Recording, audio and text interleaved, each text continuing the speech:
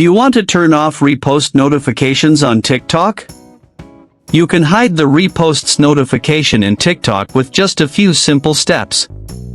Before we begin, please like this video and subscribe to our channel.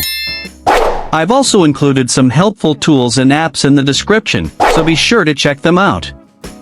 To turn off repost notifications on TikTok, first, open the TikTok app on your mobile device. Once you're in TikTok, tap on the profile icon at the bottom right of the screen. Now you are on your profile. Tap on the three-line menu at the top right corner of the profile. A pop-up menu will appear. From the menu, select Settings and Privacy. Scroll down to the Content and Display section and tap on Notifications. Inside the Notifications settings, scroll down to the Interaction section and look for Reposts.